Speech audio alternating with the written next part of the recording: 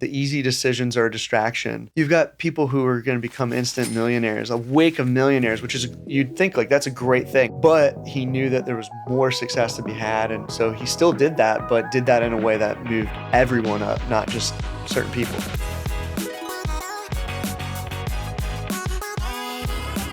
How does a CPA end up becoming the CEO of a 9-figure home service business?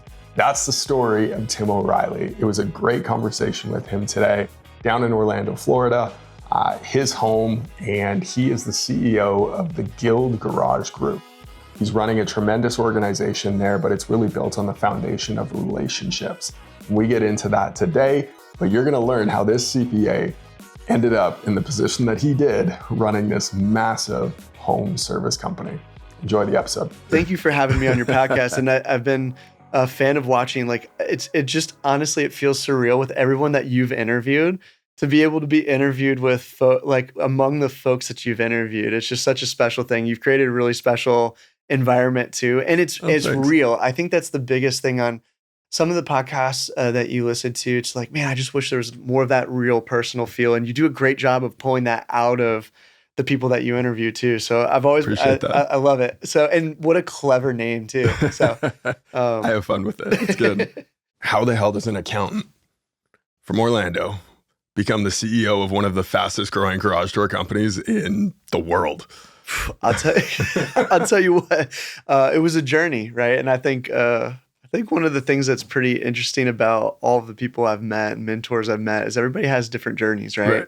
And somehow, like, I feel like very driven people who are relationship focused and lean in on those relationships and are able to learn, they're destined to get here one way or another. So there's not like a, I always laugh because everybody's like, how in the world do you get from a public accountant to this spot where it's like, the fastest, not only just like the fastest growing, but I would say arguably like one of the strongest home services businesses in the world right now. Yeah. And that's all based off of the team we put together. Even the people who are on our team, how did you get to this, right? How did you get to garage doors? How did you get to this? And I would say a lot of that's tied back into relationships and just like a willingness to learn. So right out of school, I graduated from UCF, and I was a second generation Knight. My father graduated from UCF. Nice. He was the first of his entire family to go to college. And so he left Chicago. Him and his father were, and I'm going way back in history, but him and his father worked on the L trains in Chicago for CTA. Right. And he always wanted to be an engineer. And so UCF, or at that time it was Florida Technical University, had a great engineering program. Went there, engineering wasn't for him. Ended up going through business school, made a lot of connections there, went the commercial insurance route.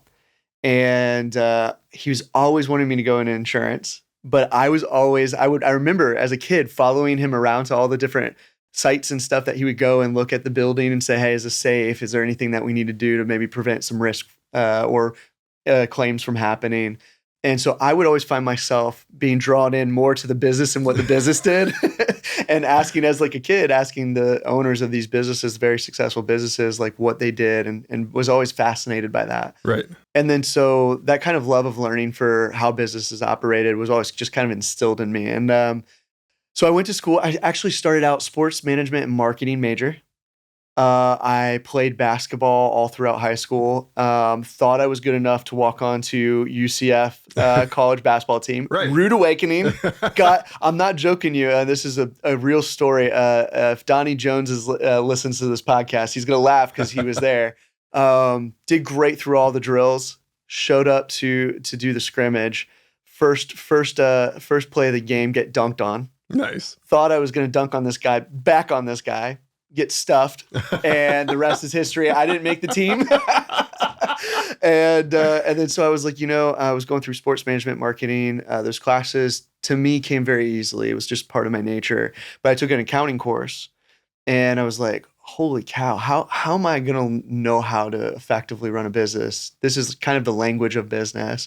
How am I going to be able to do what I want to do successfully without knowing this? And I don't have that skill set. So called my dad. Hey, Dad, I'm switching my major from management and marketing to accounting. And he's like, what in the world is wrong with you?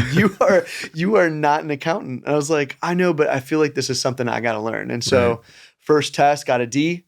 I had my professor say, hey, if you got a D on this, probably not going to cut it in accounting. And so it was all, I called my dad again. Hey, got my first D ever in college on accounting. I was like, maybe you were right. And he's like, well, who's going to be right? Are you going to be right? Or is your professor going to be right? Are you going to make it in accounting or not? And so it's the motivation I needed. I studied really hard, did really well through the rest of my tests, got my accounting degree, moved right into public accounting on the audit side.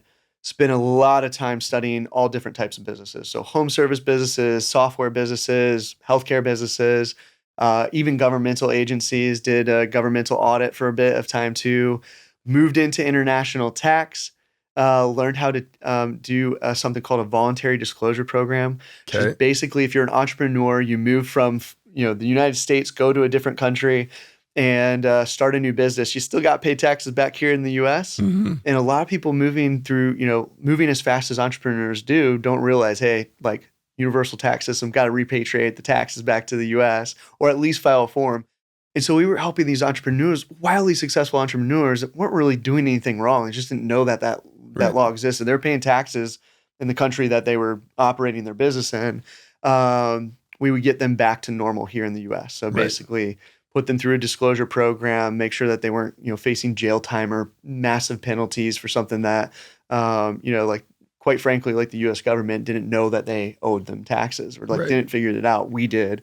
So help them get back to normal. So I was learning their business while doing their tax return.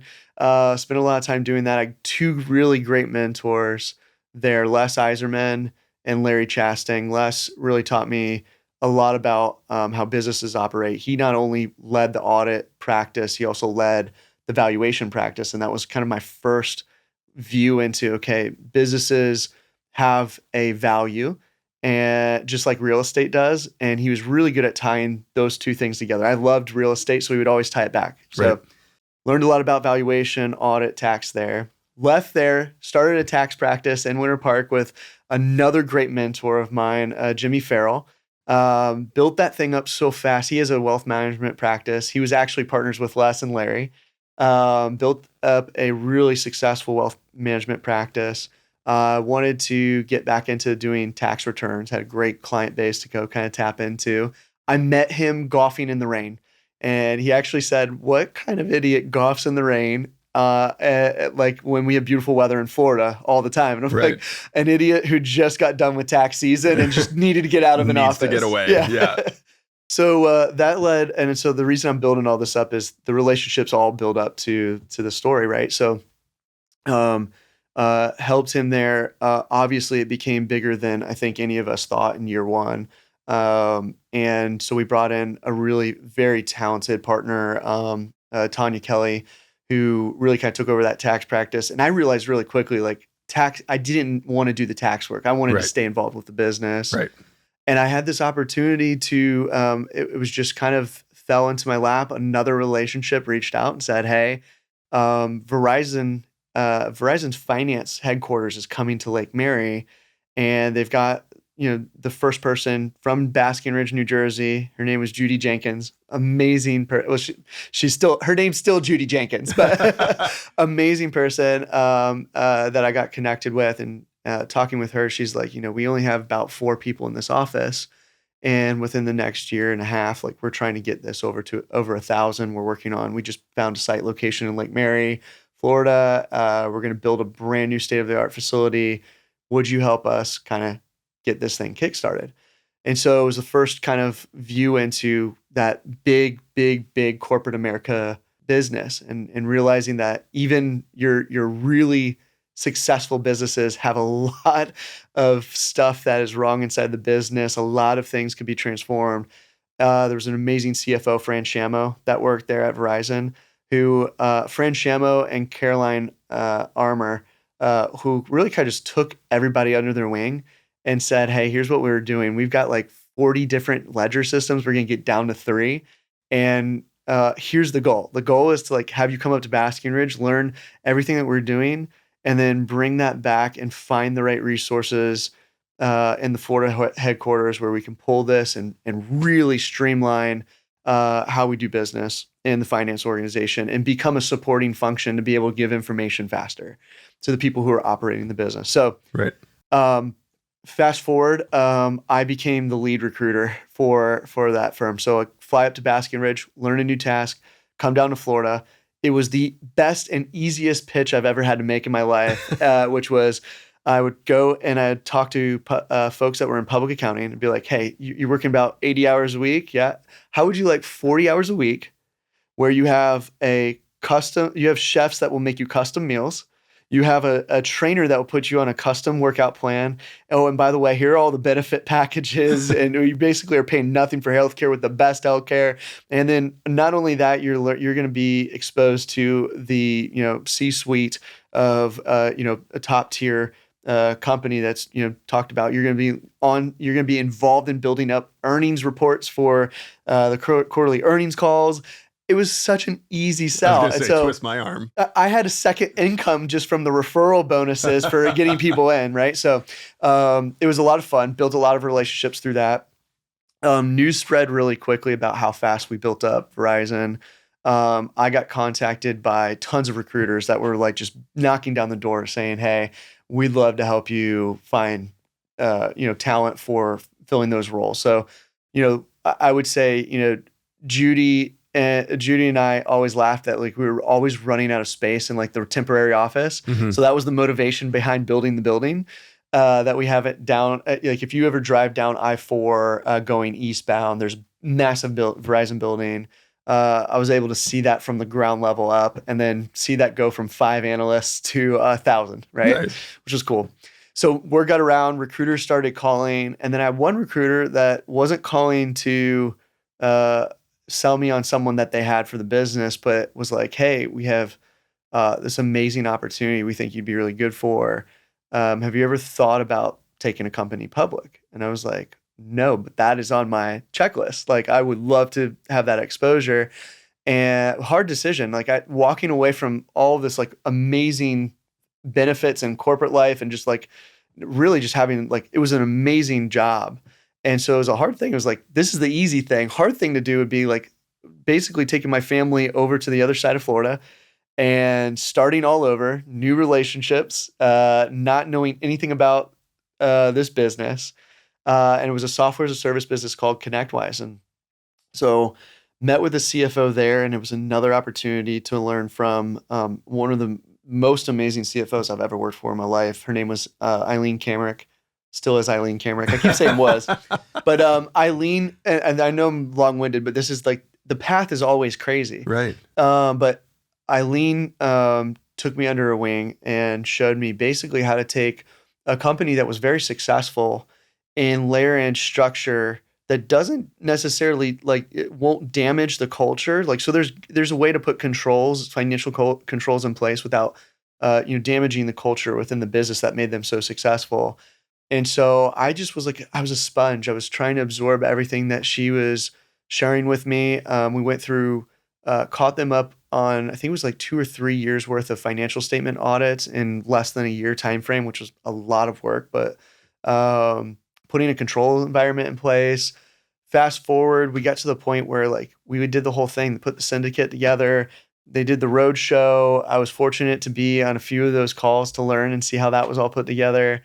Get time for the official kind of let's go public. And our CEO, Arnie Bellini, was like, it just does not feel right. I don't feel like we're going to get the value, or we're going to lose a bit of our culture when we do this. It doesn't feel right yet.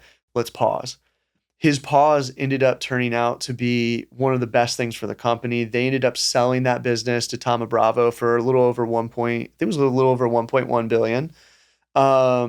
And what that did was that created an opportunity for a private equity firm that was really focused on software as a service, that had built up some of that competency and strength in that industry, to come in and layer in more infrastructure to take them to the next level. Versus a publicly traded company, yeah, great, you're raising capital. There's a little bit more scrutiny on the business, so you might pinch in areas where you didn't before. Having a partner like Thoma Bravo come in that was able to support them in a much better way and lift that organization where Arnie knew it could be Right. was a great outcome. So I learned the art of getting the right deal to happen between Arnie and Eileen. Well, and it's so easy in that position to push and like want to be aggressive for it. And I'm sure he had a lot of pressure too from other people within the company to say like, look, this was our goal. This is what we wanted to do. We're on the 1 yard line. Like, let's punch it in.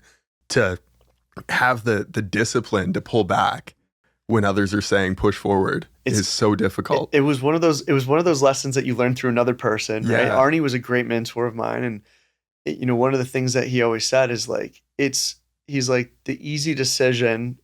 A lot of people get distracted by that. Like it's an easy decision. Like and he was a big Simon Sinek believer. Like he was so close with Simon. We had him come to one of our leadership conferences. Nice. It was just amazing experience to watch him live and interact with him. Just amazing leader. But his big thing was always like the easy decisions are a distraction. You got to look a layer deeper and say, is this like, he was a relationship guy to the core. Yeah. And so Arnie was always like, is this the best thing to help like not only just our partners, our customers that we have, is this the right thing for the employees and for the company? And so it was a hard decision to make. Yeah. You've got people who are going to become instant millionaires, a wake of millionaires, which is, you'd think like that's a great thing. Anyone in their career wants to create a wake of, people who have had life-changing generational wealth behind them. Who wouldn't sleep well at night knowing like I made a whole bunch of people very successful. Right. But he knew that there was more success to be had. And so he still did that, but did that in a way that moved everyone up, not just certain people. So great lesson there. That ended up introducing me to another firm, another private equity firm out in Silicon Valley. I was rolling up believe it or not, software and hardware for folks that had low vision, or so vision impairment, or folks who are blind. Great company. I mean, like talk about like what is a better mission than helping someone who had vision impairment be able to access everything that we take for granted with our eyesight, right? So your phone, right? Every website that you go on your phone has an accessibility feature right now. They're supposed to. Should. And that was part of our job. We had a whole corporate governance group that would help with compliance on accessibility. Matt Ader, who spent most of his time lobbying in DC to make sure that happened. So had a whole division there. We had a software company. It was the first software creator was this guy named Glenn. Amazing guy. He was blind but coded the software. And it was a software that allowed not only just like what we take for granted today with the text to speech that like reads it back to you, but also created something that worked with hardware devices that would pop up Braille so you could actually read. So if you didn't want everybody hearing what you were reading or a bunch of different computers all in one room, you were able to read what was on your screen. It would pop up the next line of Braille or a couple lines of Braille as you were moving through an article online. So that's cool. Amazing company. They worked on consolidating in Europe, Australia, and the U.S. We actually we had a group up in Canada too. So that was my first getting the passport to go to Canada. It was fun. We had a good time there. But through that, I had one of my best mentors from how do you move into a C-level role. His name was Rick Simpson, still is Rick Simpson. So Rick is a very well-known and renowned CFO inside of private equity-based companies, and basically taught me everything about how to create a winning playbook, how to become a CFO that is a value-based CFO versus a cost-cutting CFO.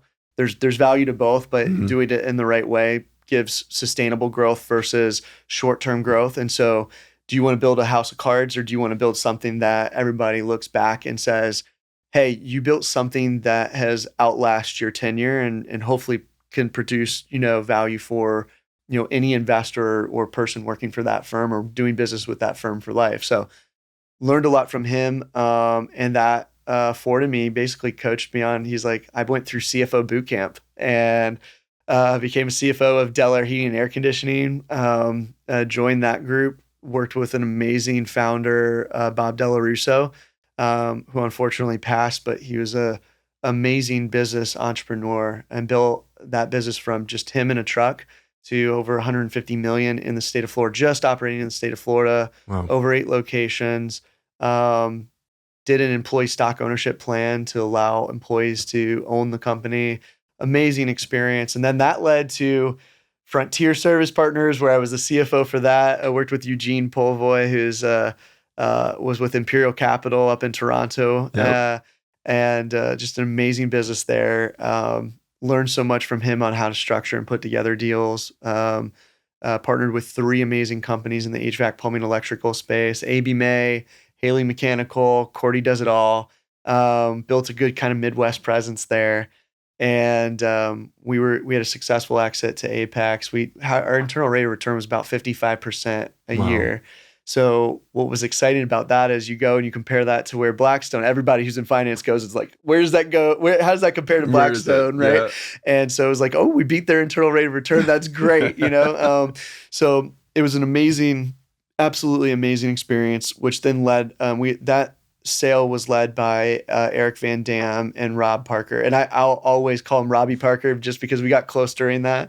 But Rob Parker and Eric Van Dam, they're with Piper Sandler now, investment bankers who, quite frankly, I wish I would have met them early on in my career, because they basically put together, they put a blueprint together of like, how do you really build a long-term sustainable growth business, growth-based business.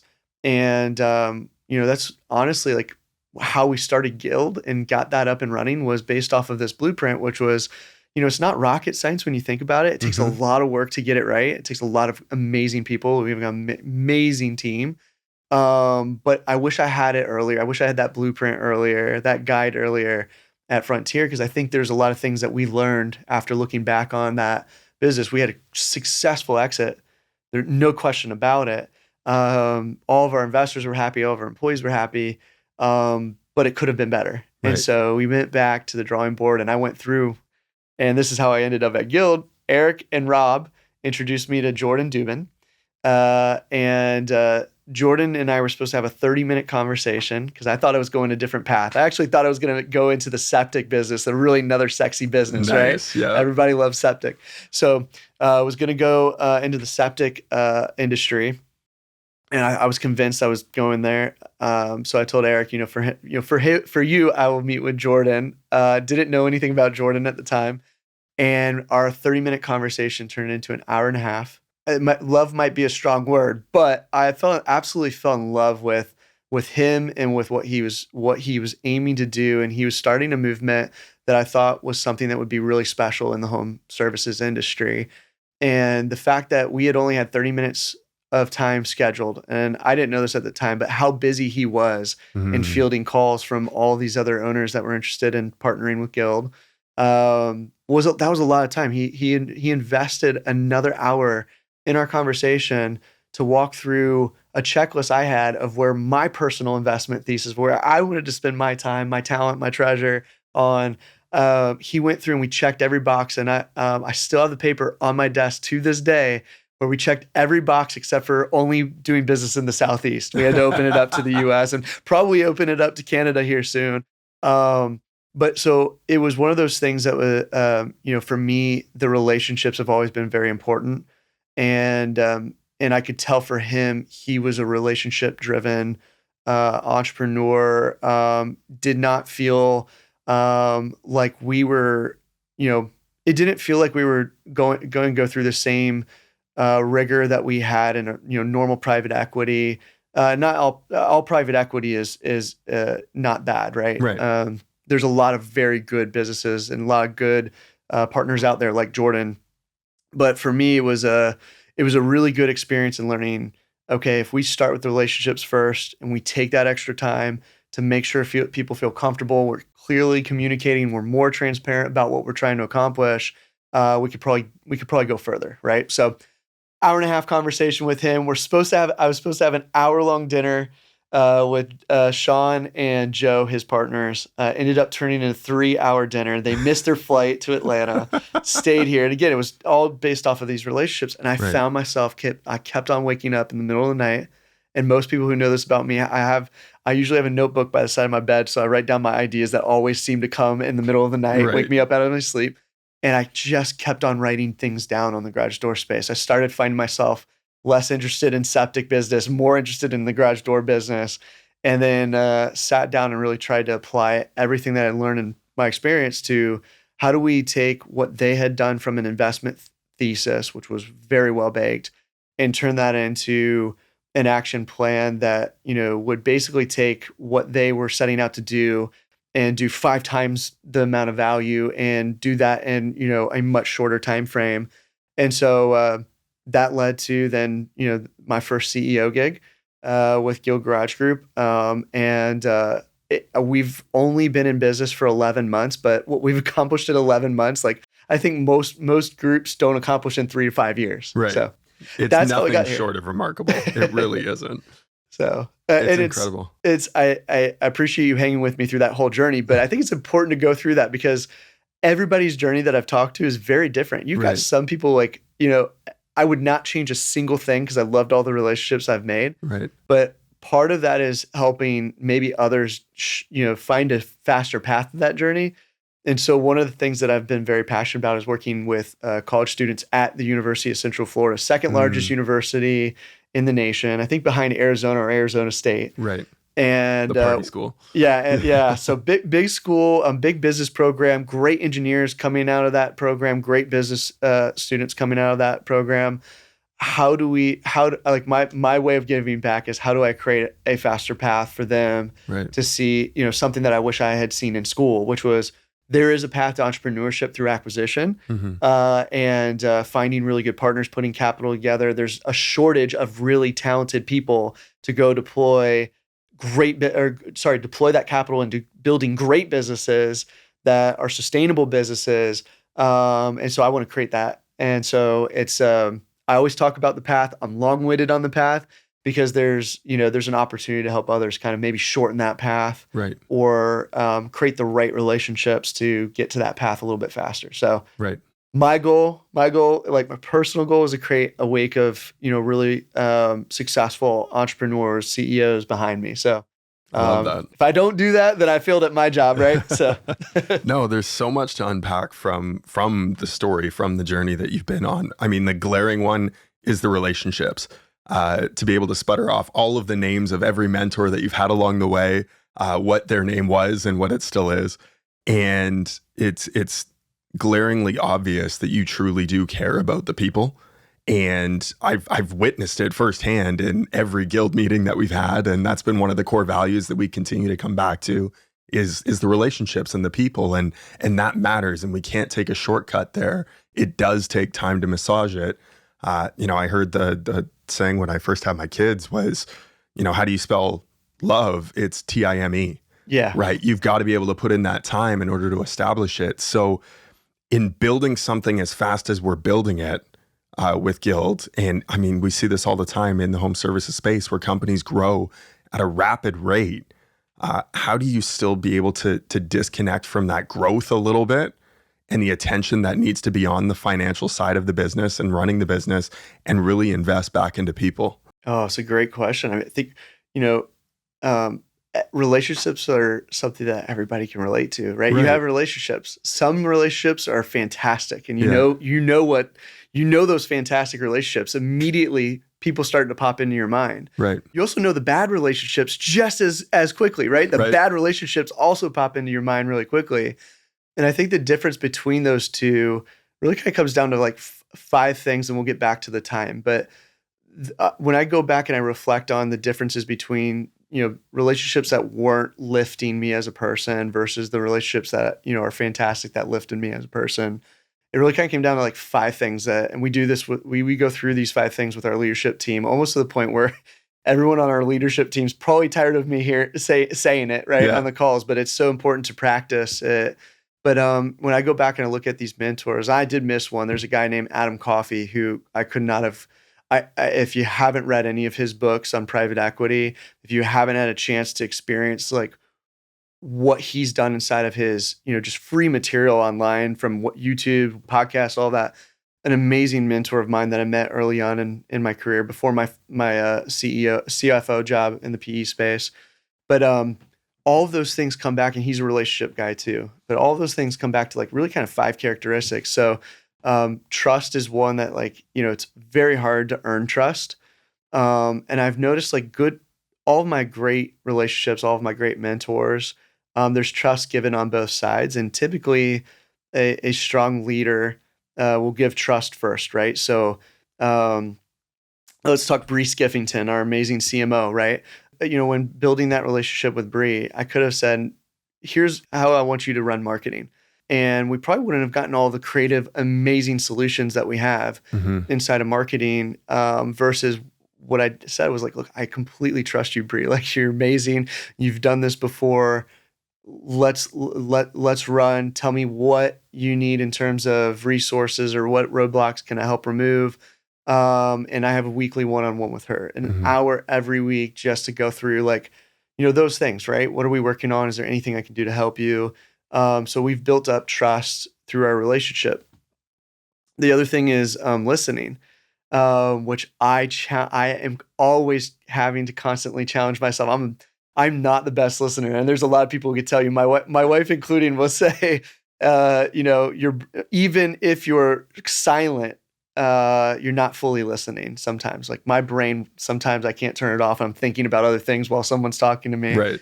And so having that ability to listen with the intent of understanding what the person is saying, you do this really well too, right? And you have to in your field, right? You've got to listen to the intent behind it, and seeking to understand their perspective before your brain starts working on all of your ideas and solving that problem. And so I think, giving that characteristics of like listening in the relationship helps provide better clarity. You are able to find out what their perspective is first, so you can either relate or help them if they need help. Respect is the other one. You can look back at your good and your great, your great or your bad relationships and find out, okay, was there respect there, mutual respect there?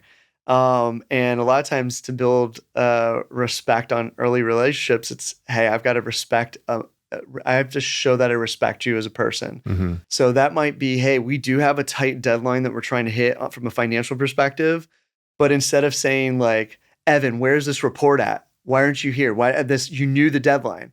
It's, hey, Evan, how are you doing today? How are you doing personally? You feeling good? Did you get your workout in?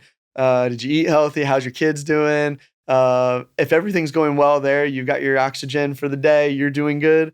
Then we move to, okay, is there anything that I can do to help you, hit that deadline we're trying to hit on that? Is there anything that's in your way?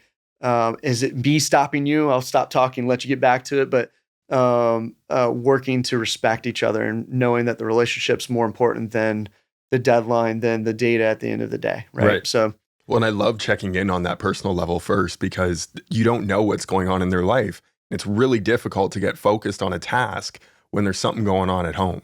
Exactly. Yeah. Exactly. Well, if you think about it, one of and I can't remember which mentor gave me this, but one of the things that I've always loved using in my one-on-ones is we start with the personal first, and we always go through our oxygen goal first. And the oxygen goal is, supposed to basically put you in an environment where if you're on a plane and the oxygen mask drops down, they tell you to put your oxygen mask on first. Why? Right.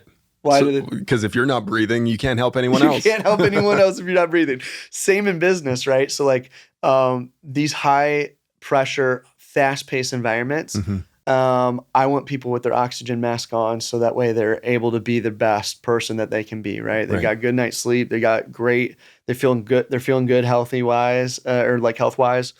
And so we start with those oxygen goals, and everybody's oxygen goal on our teams are different, right? So someone might be, hey, I'm okay on my health side, but like mentally I need to go through a decompression mode either at night or in the morning just to kind of get my thoughts together. Or maybe it's time management. If I could get, 10 to 30 minutes to just get my agenda scheduled for the day and prioritize that for the day, I'm feeling a lot better. So, but that kind of ties into that respect of, I care about you as a person. I hate when people say it's just business, it's not personal, right? Because everything in business is personal, right? Correct. Have you ever had something go wrong in business and not take it personally? Never. Never, because Yep. it's just like it's an extension of who you are. Yep. Most people want to do good. They want to be someone or grow to some level. And so, no one, I would say, like, there are some bad people out there in the world, but I would say most people are good people. Most people want to bring the business forward and grow the business, and they want to be a part of that. So having the respect to check on them personally, and then move into having the respect of, knowing they're a very talented individual and that they're capable, giving that respect allows you to, I think, really quickly get to the great relationship side, and you end up earning respect back, Right. if you're able to give that up front. So, so trust, listening, respect. I think the other one that we go through is influence, and it's tough for me to get this one too. It kind of ties into listening, but a lot of people think, inside of relationships, like I've always got to be the one influencing the relationship, especially as a leader. Like I've got to influence others, and influencer is a big word, right? Influence, the best influencers are ones who are very easily influenced, or they allow themselves to be influenced. They allow themselves to take in different perspectives. And I think in a relationship, if you allow yourself to be influenced with some type of guardrail in place where it doesn't like break through like things that are fundamental to your core values. Right. If you allow yourself to be influenced, you'll be surprised at how much you can learn and how quickly you'll learn and how quickly your relationship grows. Because it does tie back into the perspectives where it's I'm understanding, or I'm allowing myself to be influenced. I'll use Bree again. Like Bree has influenced my the reason I've learned more about marketing in the last 11 months than I have in my entire career is because I've allowed myself to kind of be open to learning instead of telling Bree, I don't need to tell Bree how to run marketing, right? Totally. But instead of, telling her how to run marketing, I get to ask questions and allow her to influence me. And what's come from that is our relationship's grown. But outside of the relationship, it's allowed me to be positioned to better help her too in our relationship. So if I can be influenced and understand what she's trying to tell me, it helps me it kind of removes all those clouds of like, okay, this is an upcoming roadblock. Hey, Bree, I'm seeing this roadblock, or you see this roadblock. She's like, yes, let's try to move the remote roadblock. Or, hey, I'm starting to realize like this is a big undertaking. You're about to have 20 businesses where you're managing the marketing for 20 brands this year. Are there other resources that you need? What's coming up that like I know you're only one person. Influence me. Tell me what you need, right? So, which is great because we've expanded our marketing team with you and Sandy. So, so influence, allowing yourself to be influenced. It also helps when you're trying to influence another person too, right? So if I've given, we'll keep using Bree as an example. I've given her the ability to influence me when it comes time in the relationship to have be in a place where maybe I need to influence her in a different direction as well. There's that mutual respect. There's that, hey, like I know Tim usually, allows me to influence him. If he's coming to me and saying, hey, like this is something really important that's going to drive the value of the business, or something that's really important to a relationship with another brand, we now have that mutual respect to pause and make sure that like there's an ability to also influence in the relationship. So, well, and when I think of influence, I'm reminded of the quote, people don't care how much you know until they know how much you care, right? And being able to put in that time first to earn the right to then be able to influence, I think is incredibly important. And, a lot of people let their ego get in the way on both sides of it, right? Doesn't matter if you're the CEO talking to the CMO or vice versa. If you're not being willing to accept that up front and become interested versus focusing on being interesting is incredibly important. It's so funny. You actually hit the last thing that we go through is caring, right? Yeah. Like, in your good relationships, your great relationships, that someone genuinely cared about you. And you can tell what's genuine versus what's ingenuine, right? Or not genuine. I don't know if ingenuine's word. I'm going to go back to the dictionary after this. You could tell when someone's not being genuine. And then you could also tell in your bad relationships, right? You can see that there's just there's truly the care is missing. Yeah. And you mentioned another big word, which is the ego. And like ego is a good thing. Like it's not, we should pay attention to our ego. It's what creates competition. It's what drives us to do better. But to your point, when it's unchecked, right, and it gets in the way of relationships, or it gets in the way of your mission, that's when it becomes a problem. That's when an ego becomes a problem. And we go through that in our leadership meetings too, which is like, I want you guys to be competitive. I want you to listen to that voice inside your head that's saying, go be better, go do more.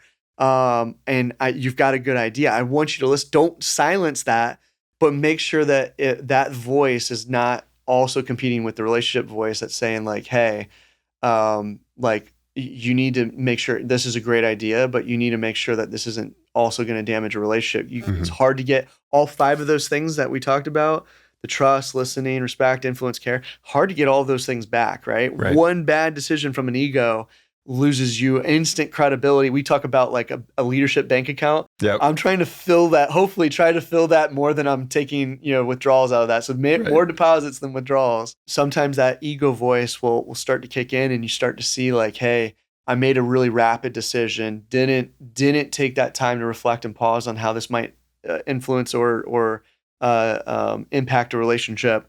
And I might have lost a little bit of credibility. I might have lost something out of one of those 5 characteristics. Right. But I think looking back at my mentors, all 5 of those things existed, right? I mean, Adam Coffey, he didn't know me from Adam, right? I mean, like he had no clue who I was. I reached out randomly on LinkedIn. He has thousands, if not like millions of people who know him. And he's very well known in like our PE home services space. He did commercial as well. But for him to take 5 minutes to send a message back to me saying like, I'm so excited about this journey you're about to go on as a CFO for a private equity company. I am here for you. And to be able to give like all 5 of those things in our first, like we had 30-minute meeting, was the most impactful meeting I had had in my life. It helped transform like what I wanted to do within my career. And so our relationship's been strong, even though we've never met in person. We've only met over Zoom calls. We interact over LinkedIn and messages. I mean, this is a guy who I posted a thing about my son doing a fundraiser for school. And he's like, I'm all in for Declan, $100, like, hasn't ever met my son, but just to support people in that way, it shows that there's a level of trust, listening, care, influence, and respect that I think just all of those great leaders have. And so we teach that in our leadership development course at Guild too, right? So that's one of the things that I'm most proud about is we went from having the businesses we've partnered with. They had about roughly, before acquisition, we had roughly about 30 leaders leading all 16 of those businesses. Mm-hmm. And today I'm happy. We have over 100 leaders that I meet with every other week. And then all the brand presidents, all the brand owners meet every week. And we spend almost every meeting, I mean, you're probably tired of me saying it, going through our purpose, our mission, all of that, just to make sure that like our the 2 pillars of our culture is like relationships above all else. So, and then results and data driven, be results and data driven, but be results and data driven second. If that impacts your relationship, or we can't be transparent and have the right communication. If you're just making a change, you don't acknowledge that there's a relationship there. That's when you get short-term results and long-term bad relationship impact. So, right. No, it's, I don't think you say it enough, to be honest. And the reason I say that, and I obviously say that a little bit in jest, because you do hound on it, you do talk about it a lot, but it is something that needs to get talked about frequently, because what you're not putting attention into is not going to appreciate, it's not going to grow, right? And I had a leader when I was at Best Version Media as running print magazines. Dave Durand was his name. He actually lives down here in Florida too. Fantastic man, great leader. And he talked on every single call. It's like, we need to guard the culture.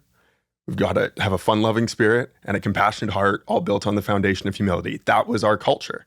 And then there's 3 things that you got to do every day. You got to go get your yeses, and then you got to guard the culture. And I can't remember the third one now. But I haven't worked there for 5 years now, 6 years. And I still remember it because it was on every single call, and we were on calls 3 times a week. When it becomes a part of your everyday, you can't help but have that ingrained into your memory. Fantastic leaders. So that's why I say keep pushing, keep pounding on it. It's something that's incredibly important. It actually goes back to the root of your question, which is like the time. Like how do you carve out the time? For me, it's the relationship side of the business is what I love more than anything else. I mean, I love seeing when we do really well, when we've had really good results. But it's to watch like the relationships grow. Right. And so for me, like, as the CEO of the company, like my primary responsibility is make sure that all the relationships on our team are growing, they're being strengthened. Mm-hmm.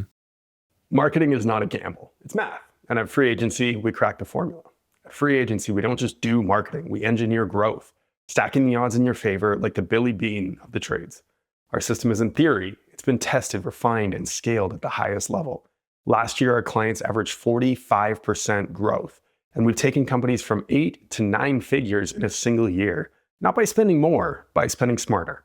Our playbook is built on 4 core strategies: scouting to dominate awareness, drafting to fill the bench with high intent leads, signing to convert efficiently, and scoring to maximize every customer's lifetime value. Every step is intentional, every dollar is tracked. And if you're spending over $1 million a year in marketing and not seeing a 10x return, you're leaving money on the table. We work with ambitious, no BS contractors who don't just want to try marketing.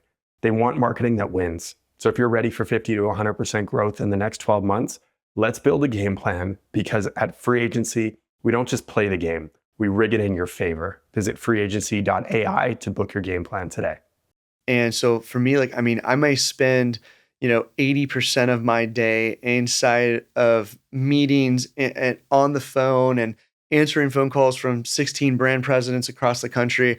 I actually love when the phone rings. I love seeing it. I love seeing like Larry Conte's face pop up on the screen because I know we're going to have a good conversation. I know there's going to be some wisdom he's going to share there. But so the time is easy. I also am protective about a certain section of time in my day, though, that allows me to still be productive. And I've got 2 sections of time that you'll notice either my phone's in do not disturb mode, or I'm up before everybody else is, so no one's bothering me. But from the window of really kind of, and my wife will laugh at when she watches this podcast because it depends on when I wake up, but usually between the hours of like 5 to about 7 o'clock, depending on when I wake up. That is my me time. That's my time to get my agenda ready for the day. If I didn't do it the night before, it's my time to either work out or even just sit with a podcast on or audiobook on, just to spend some time on me and get caught up on the things, remind myself of what I'm trying to do personally.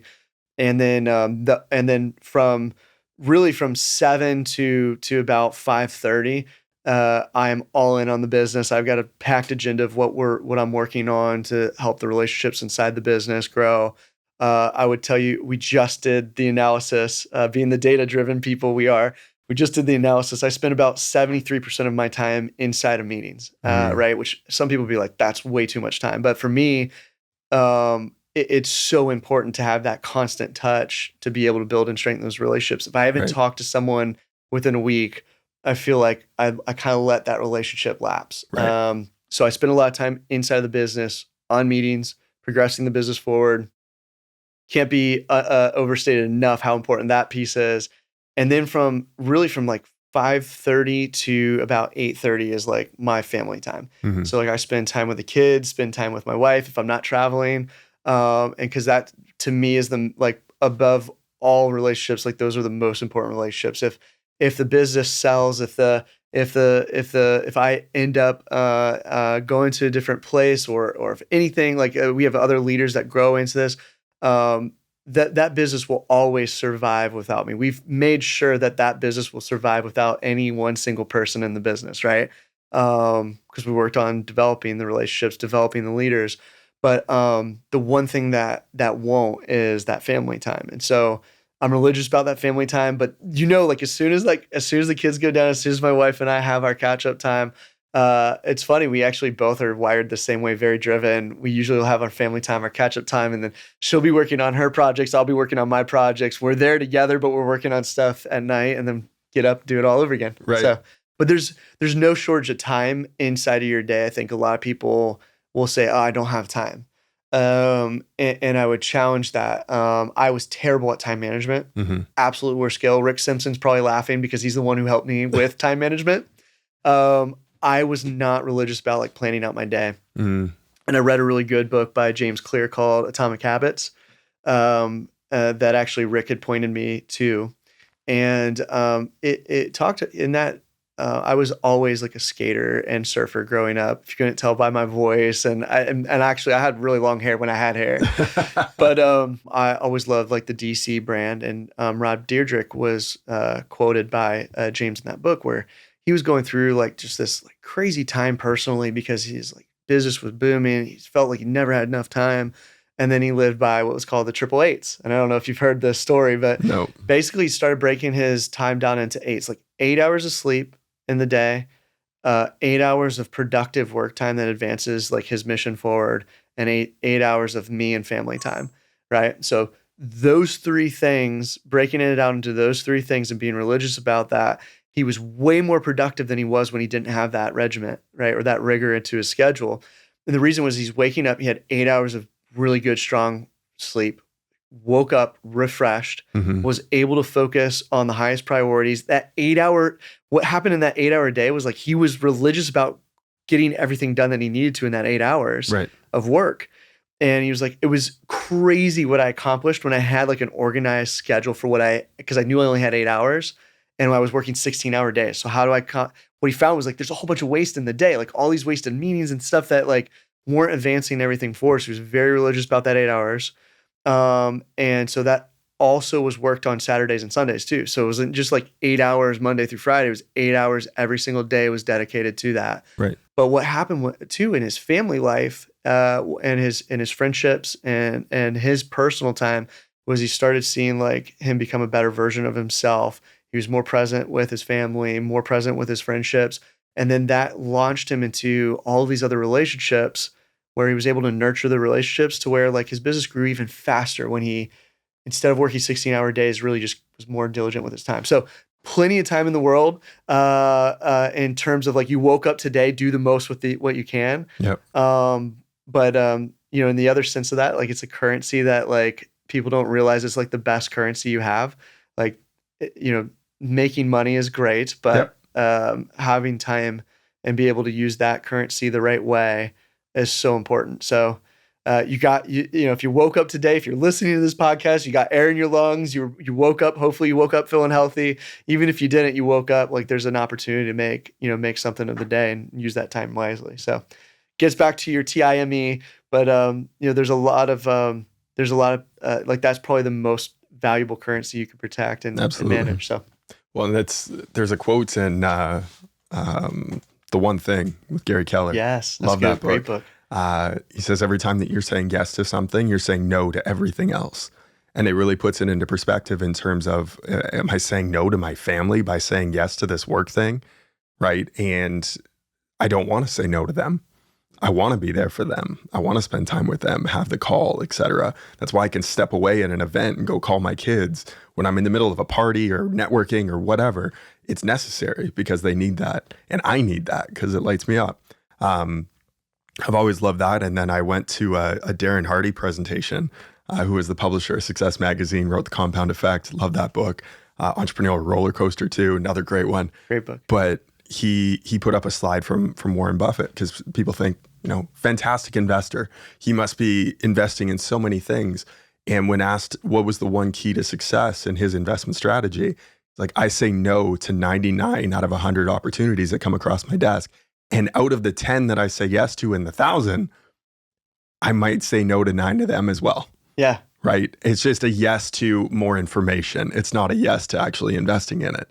And being able to have that ability to say no to things and put the guardrails on your time so you can be more efficient with it is incredibly effective. I love that you said that. I think blend that with another school of thought, and this is why I think like everything that you read, you listen to, you got to blend all these perspectives together. All the dichotomies of everything. Yeah, all the like, and there's on the other side of that, you've got another fantastic individual, Grant Cardone, in terms of like what he shared in information, which is like he takes the exact opposite approach, which is just say yes to everything until you're so successful that in your family, with your friends, with your work, and with you personally, say yes to everything. But like balance those two. I try to say yes everything to everything that I can, right? But in the constraints of, how does that fit in the time? I might say yes, but it might be a yes that's coming in 3 months from now, right? Not today, right? So being able to prioritize. And this is a great example of that, because I asked you to come on the podcast. I was here a couple weeks ago at AHR. You're like, I can't make it happen this time, but maybe in 3 weeks when you come back. Exactly. And now we made it happen. Exactly. With the time constraints, I'm very curious on your opinion on this. And I know Bree sent over a video, the makers versus managers. Yes. Yeah. And I can link it down in the show notes too for people, but it was an Alex Hormozi video talking about makers versus managers, people who love to do and really thrive off of that and like almost excluding themselves, which is funny. I even thinking about you as an accountant, your personality does not fit an accountant. So no. I was baffled by that when I saw it on LinkedIn and your history, but the people who do versus the people who manage, and managers thrive off of meetings, and makers hate them. They dread them. They see them in the calendar. And if it's at the end of their day, it can completely derail their day because all they're thinking about is this performance review or this meeting that they're going to have at the end of the day. How do you balance, as the CEO of this company or as even the brand presidents running a local home service company, how do you balance the doing versus the time that you have to give to your people and invest in them? Oh, it's a great question, right? So like, I would say like this is part of that influence, right? So allowing yourself to be influenced. Bree sent me that email, I believe it was Monday morning. Yeah. First thing Monday morning, first email I woke up to, which was great. I always read every email and like someone smiling too, just because like most of the time, like when you read an email, if you're not reading it as if someone's smiling at you, it immediately comes off as like aggressive, right? But so I always read it as if I was seeing, Bree's smiling face saying it to me, and like her positive nature of like, hey, Tim, like this week, what you've asked me to do and accomplish for March in order to hit our growth targets, it is overwhelming, but I just need to spend some time to do, versus like this one-on-one meeting that has become a bigger one-on-one meeting. We started introducing our chief operating officer, Jake Wold, into those meetings to be able to make sure that ops and marketing know kind of like what each other are doing, so that we're not boosting a whole bunch of leads, but don't have enough techs or capacity to run them, and vice versa, right? Yep. Or, hey, Bree is going to boost the leads, better make sure the capacity is there. So allowing myself to be influenced to listen to like Bree's heart and head is always, more often than not, is in the right place. And so she's telling me something, right? It's like, hey, for me, I am a doer, I'm an executor. And anytime that I'm taking away, like I do want to make sure I'm prepared for a meeting. Anytime that I'm taking away from doing, I feel like I'm maybe going to miss my target. So for this week, it was like, absolutely, let's cancel our one-on-one. Let's find out, like, let's have a touch base, like small touch base in a week. And we'll evaluate if next week you're still feeling like there's more that needs to be done, and that hour is going to distract you from what we're doing. We'll reassess. But like, I still am a big fan of like, don't take the meeting off unless it's going to move the business forward, because it's so important. Like Bree is a very hard worker, but Bree is such a hard worker that I also want to make sure that her oxygen mask is on. Right. She is an amazing, like outside of just what she's able to accomplish professionally, like you could tell people who are genuinely really good at relationships, and she is a giver by nature. Like she just pours into people, pours into businesses. And one of the things I always worry about Bree is like, is she taking enough time to put her oxygen mask on first? So those one-on-one meetings, and I'm guilty of this. The last one-on-one meeting I had with her, we didn't go, we just dove right in because we had a lot to cover. But I do think like balancing those two things is important when you've got someone, actively raising their hand saying, hey, the like we need to maybe spread out the meeting cadence because it's interfering with me taking action. You've got to be, as a leader, you got to be able to be comfortable with that and trust the other person that they know the mission, they know what they need to accomplish. As long as the one-on-ones shouldn't be for the leader, the one-on-ones should be for the individual to make sure roadblocks and resources are, roadblocks are removed, resources are given. So for me as a leader, like having Bree say, hey, like I need this week to get caught up. I'm comfortable with that. I trust her. Totally. It would be influenced. Maybe to the root of your, like, maybe the bigger question in that is managing. We have a remote workforce. Our corporate teams spread out throughout the country. Our brands are spread out throughout the country. How do you create a unified culture? How do you create those relationships and boost those relationships without having everybody come into one office every single day, right? It's a great question. And the answer is it takes a lot of freaking work. Yeah. But it's so worth the investment. If you look at where do you live? I'm in Edmonton, Alberta, Canada. And where does Bree live? She's in Albany, New York. New York. Where do I live? In Orlando, Florida. Like, if you look at all of the very talented individuals that we have in our organization, they live in different parts of the country. And what you're afforded in being able to get the top talent in your business by having that remote work environment means you're going to have to put it an extraordinary amount of work, because we don't get that. You don't get that ability to go into the office, see everybody face to face every single day. Yep. Ask, hey, how are you doing? How are your kids doing, Evan? You don't get that. So that time that we get to spend together on web meetings is so precious. That's why we're trying to stay organized in our meetings to make sure that we are strengthening relationships. It's why, like, even though, most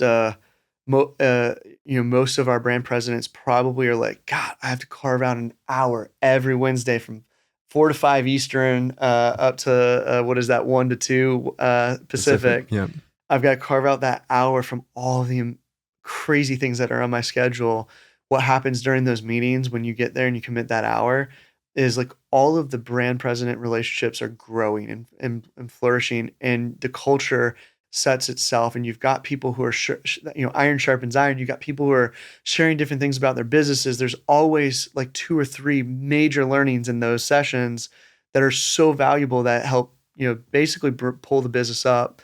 And so, is it hard? Absolutely. Is there time commitment you have to make? Absolutely. Do I spend 70% of my time in meetings? Absolutely. But all that to say, suffice that to say that we have an amazing, talented team. They're all doers as well. They understand the importance. We've also limited, like, we're data freaks, if you haven't noticed that by now. And so, like, we actually analyze how much time are we at, like, our guild corporate level consuming of everyone's time. So Todd, our CFO, Todd Ortel, our CFO, Jake Wold, our COO, and me, we're the only, and Bree's probably actually climbing up on this, but we're really the only 3 in the company that spend majority of our time, over 50% of our time, in meetings. Everybody else is under, like, a 10% of their meetings being in a guild-based meeting, right? Something that we said, hey, like, we want you to be a part of this. And it's okay. Like, sometimes that gets influenced. Like, things happen, fire drills happen, more, like, priorities can shift. We don't live and die by our priorities. If priorities shift, let's make sure that we understand, is that going to advance the mission more? So time management, it's a hard skill to learn, especially with a remote group. But being flexible is important too, and in those relationships. So, well, and bringing it back to contractors, I mean, they work with a remote force as well. Right. Your techs are out there on calls all day long. How do you build those relationships when you're not physically with them and they don't come into the shop every day, more often than not? Being able to have set training days that they're coming in so that you can still establish those relationships, going on ride-alongs. I think that's still important. Tools like Rilla and CXC, they're fantastic for being able to know what's happening on every call, but they still don't replace that relationship building. Absolutely. Yeah. And depending on how you use those tools, right? Yeah. So if you're using those tools to slap the wrist, right, versus you're using those tools to coach and grow and say, hey, like, you can actually make more money in our platform, right? If you do better, and the company does better and the customers serve better, you do better too as an employee, you make more money. Yep. How do we coach you up to make sure that you're taking, maximizing that opportunity? But to your point, right, some of the best home service leaders that I've had the fortune of working with, they get in the truck. Yeah. They know that there's more value to be created in going in those ride-alongs and spending time in the truck with folks. I've been very fortunate for all of the technicians in HVAC, plumbing, electrical, and now in garage doors that have had me in the truck asking 21 questions.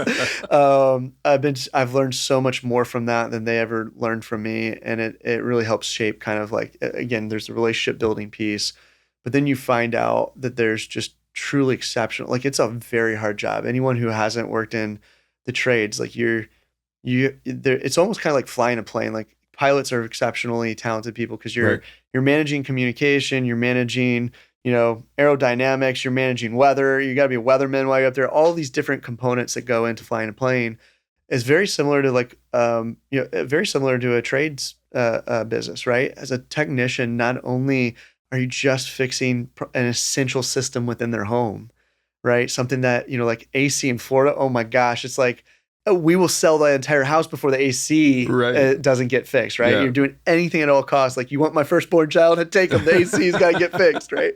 So those non-discretionary systems where you're providing comfort, you're providing a level of security with the garage doors, or maybe maybe you're providing curb appeal, something that, there's a lot of pride that people take in their homes. It's not just fixing that system. If you're doing business just to fix the product, like you're not really in a service business, right?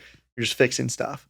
But when you go out there and you see how exceptionally talented, the field staff is, not only do they have to be that technical expert out in the field, but they have to be really good at relationships. They have to be really good at asking the right questions so that the best technicians don't sell. Like, the product and everything else sells themselves, but they ask the right questions. They also have to foresee things that might happen with this system before anyone else would, right? So many of the calls that I go on, I'm like, how did you know? Like, you can even see in the notes, like, how did you know that spring was going to break? And it's like in the notes, you're like, predict that this spring's going to snap. And you're like, how in the world do you know? He's like, I've seen so many of them. Right. And you're like, that's why we provide the estimate. You see, I provided the estimate for it. Can we take care of it today? I pull all that back to, you get to the call and they're like, I told you so. I told you this was going to break, but you build that credibility. So there's so much inside of that if you're an owner of a business that is in the service-based business, getting out there and spending that time building those relationships with not only just the technicians, but with your customers too, and to see how your technicians, your field staff handle those relationships. Even like, you go like on like the differences between a like technician or an installer, even on like new construction install jobs, right? Some of the people that we graduated from residential new construction installs over into the service department were not the folks that were just like very technically strong. They were really good at building relationships on the site, right? So like, they didn't just know like the guy who was basically the general contractor telling them what to do. They knew every sub. They knew everybody's name, right? They were drumming up business for the service and repair team. And they knew that community. They were talking to, they were building relationships for the people who are moving into the homes that got finished. So you as an owner, I think sometimes, you miss out on that if you don't every once in a while jump in the truck and go back and spend some time there. So 100%. Well, and there's also these events that are happening. We're here in Orlando for EGIA for their Epic conference. A couple weeks ago was AHR, and one of the guys that we had come on the show, Derek Cormier from like the Melbourne area, he brought his technicians with him up to AHR. And I think bringing your team to those types of events, whether it's an AHR or an Epic or any of them, there's so many different breakouts that are happening. There's constantly things that they can learn and help grow. But that time you get with them on the plane, in the hotel, at the bar, eating, sharing a meal together, in the car ride, whatever it is, that time is so incredibly valuable. Nothing replaces that. And I'll tell you, I mean, like at Pantheon, right? We Service Titans Pantheon conference, we went this year. And it was important for us to have, everybody, as many people could show up, right? Yep. And Carrie Kelshu's at our A plus location or brand. She's really passionate about making sure that we're sending out the team that's going to actually be working inside that system to these. They call we actually kind of stole the idea. We've got a Service Titan Champions group, but she calls them oracles, right? So those oracles that are supposed to absorb that information, share that back. It's not Carrie going to every single one, although she's very present in those and builds that relationship. But sending out your team to go get that education, be able to collaborate outside of those four walls in your office is really important. And I've got to brag on Doug Trumpy at Garage Door Doctor in Indiana as well. He dedicates every week. He makes sure he gets his service technicians together. So not only just getting together with them out in the field or going to conferences, but let's get the whole team together, because there's a lot of wisdom in that anthill that like Doug's not going to know unless he's pulling it out of his team. Right. And they share results with each other. Something he just recently did. And it's crazy. I mean, there's so many things and variables that impact results in business, but you can start to see the impact of all these different things that are lining up or starting to raise, the value of the business.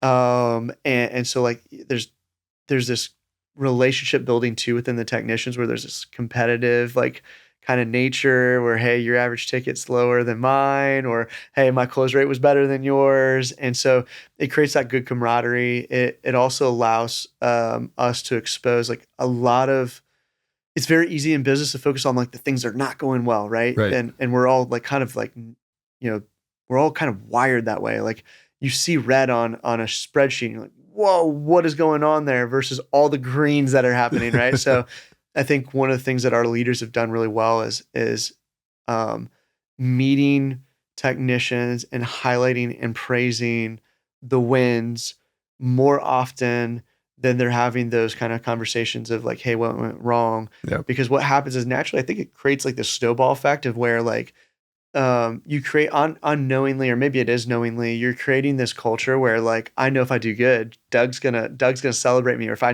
do good, Carrie Kelch is going to pull me on stage when we do our celebrations with the money gun and do the bonuses. And I might get my name up on that wall one day. So there's a lot of that positive reinforcement that has a much has a much stronger impact than I think you probably give in your business. Yep. Whereas like, if you're always focused in the root of what bad things happen in the business, you still need to understand them, right? And I usually try to do that like on a one-on-one. What happened here? Is there anything I can do to help you? Versus like, hey, you did bad, Devin, right? But there's so much more. There's so much more like built into your culture if you're able to do that. And I think what you focus on grows. So if you're focusing on the positivity starts to grow in your culture.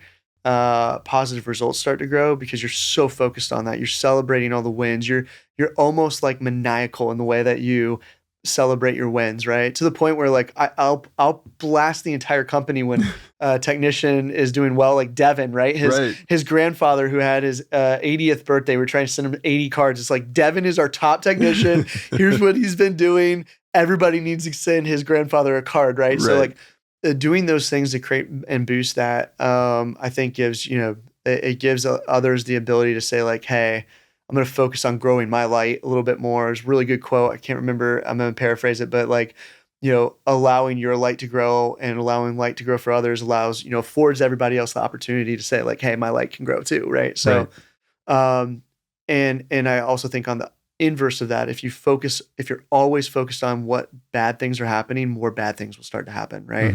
And you're going to feel shitty doing it. Yeah. And exactly. Like no one feels good being screamed at or told what to do, right? It's just in our natures. Like we immediately put up that defensive mechanism to say, feeling attacked, right? You're in human nature, you just feel attacked, right? Versus if something doesn't go right? So like, I'm gonna pick on Bree again, right? We didn't utilize all of the marketing budget that we'd set out to spend for January and February, right? Still amazing performance on what we achieved. We achieved some remarkable growth, 21% growth in January on revenue on the same percentage of marketing, like effective, actually better. I think it was like 60 basis points lower as a percentage of revenue on marketing. Accomplished amazing result. We started with that. We started on the positive. Then we moved to, okay, hey, we had more budget left to spend. Where can we deploy that? How do we make the most of that? You did a fantastic job. Don't ever take all the credit for that. Don't take that off the table. That's the most important part of this. But where can we like focus for next month to maybe make sure like, hey, can we use up more of that budget? Are there areas that you're seeing like maybe we need to launch into that still have a good return on ad spend? And so like that's what we're going through for March, right? It was like, hey, focus on the major win, big massive month. How do we take that and roll that, into that positivity into next month? Still great, get the great results, but is there a way for us to maybe dial it in a little bit more? So, Right.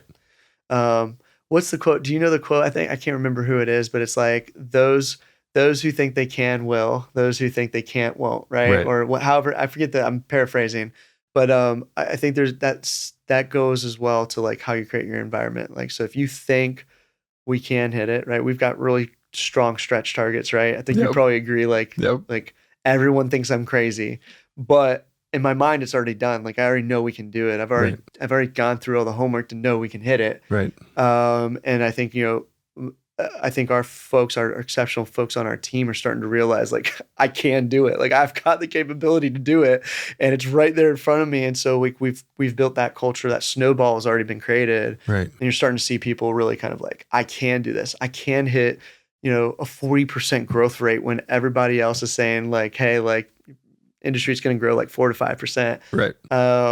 There's some power to that. So even if we don't hit 40%, we hit 35%. And everybody was expected to just do 5%, right? Everybody's going to be like, hey, that was a slam dunk. Totally. Pop the champagne bottles. Totally. Well, it's no different than a parent-child relationship, right? Right. It's constantly instilling that belief in them when they don't believe it for themselves until they get there, because they can and they will, right? And you just got to keep pouring into them and loving into them. I love that you use that, because we're going through right now. My daughter's 3. She runs our whole household. Like she will be the president of the United States, or maybe the world. I don't know. First president of the world. But she's learning how to tie her own shoes. We're moving from the strap to the shoes being tied, and the laces. And so for her, like one of her things is she's like, I can't do it. I was like, I know you can. I know you can do it. You've proven you can do it before. Yeah. Calm down, take your time. Like, hey, maybe there's some Skittles involved if you can do it. All of a sudden the motivation's there. Yeah. I can do it. And then all of a sudden she's like getting there. But it's so funny, and it's great. Like, I don't think anyone ever prepares you for parenthood. Like there's no book that you can read, no experience you can gather from all of the other parents. Like every child is different. Yep. Even your own like differences between the children, your children are different. But there's some little nuggets of wisdom you learn while you have the children, which is like, you're almost kind of negotiating with the terrorists at some stages. We were talking about Disney and flying into Disney, and you got your kids on the plane screaming while you're driving down. The business passengers are like, oh my God, would they just please let this kid stop kicking my chair and screaming? But it's one of those things. It's effective leadership. A lot of effective leadership's learned through having children too. Absolutely. Like, can I have a balanced approach to this versus just screaming. Jocko Willink, we read the book Extreme Ownership. Love that. Through all of our leadership teams have read that. And he talks about even just like in his book, just like you're screaming at like a 7-year-old kid who's still figuring things out, right? Mm-hmm. So like, what was the mission? The mission was tying the shoes, right? Did you give the resources, did you give that support to tie the shoes? Or did you just put up that wall immediately, that defense wall? Did that just go up immediately because you just screamed, just put your shoes on, right? Just do it, right?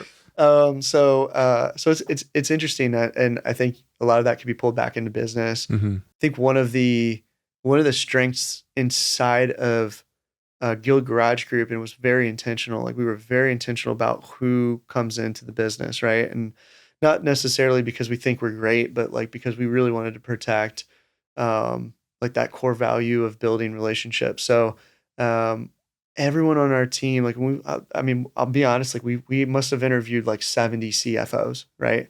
for this. I'm maybe a little bit more picky on the CFO, but I wanted someone who was going to be able to coach, mentor while being able to technically drive the company up. So having the ability to take that pause, reflect, right, and using the interview process to be able to say like, Todd, your controller just missed the third month in a row, missed the closing date that we set. How do you manage that, right? And Todd's response being, really trying to understand like what roadblocks were in his way.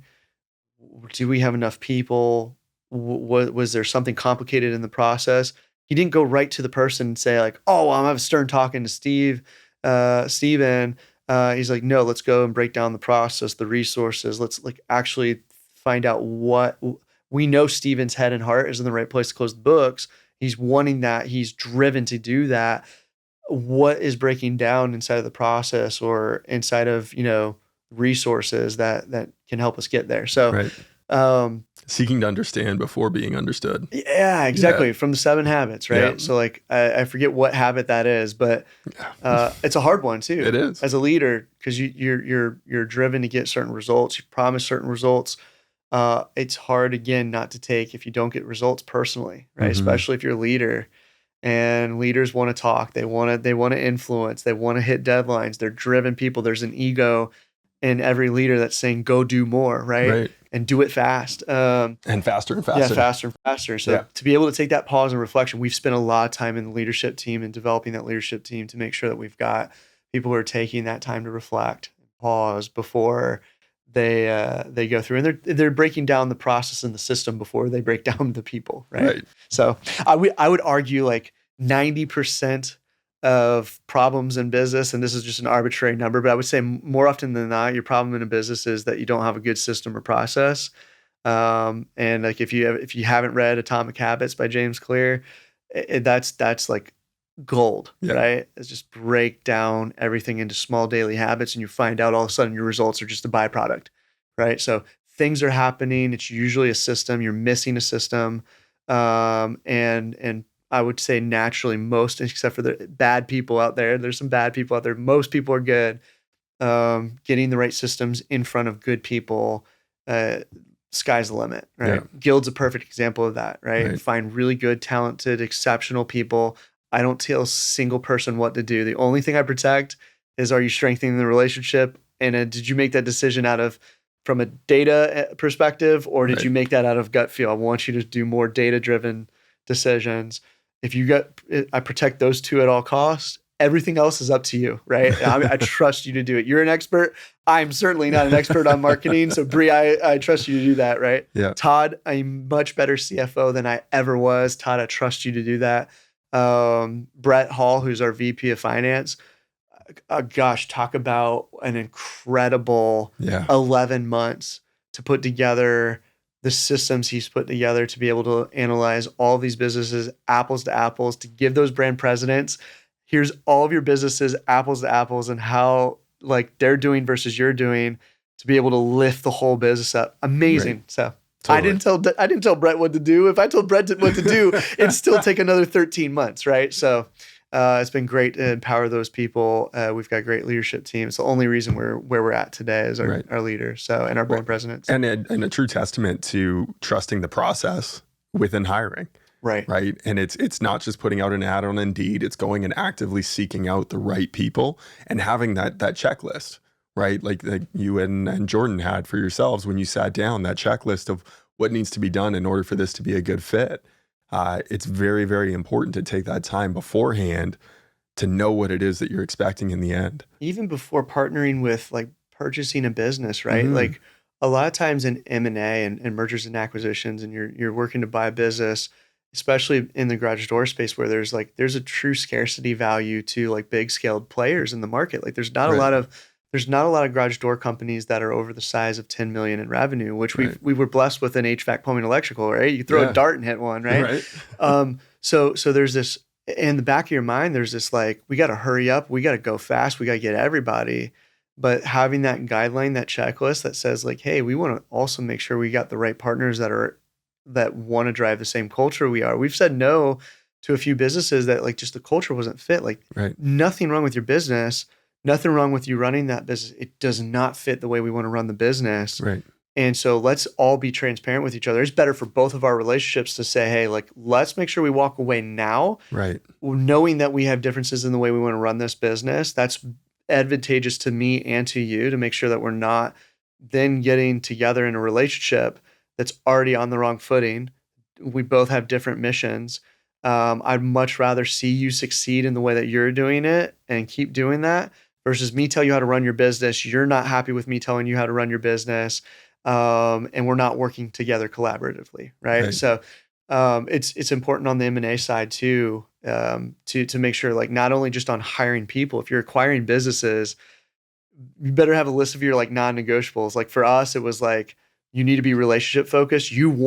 I better believe as you as a leader want to develop other leaders in your business and grow other people in your business, because that's my long-term growth plan, is to build leaders. So these businesses don't grow without more leadership development. So if you don't want that, like, we need to make sure we're not getting a relationship started under guild. We'll still stay in touch, which that's not going to work out. And then data. That's such an important thing to recognize. I think that is one of the biggest obstacles that any home service company needs to overcome in order to become an 8-figure company. Right. You can't get there without developing leaders. And you mentioned 2 significant brands within the Guild Group, and Garage Door Doctor and A+.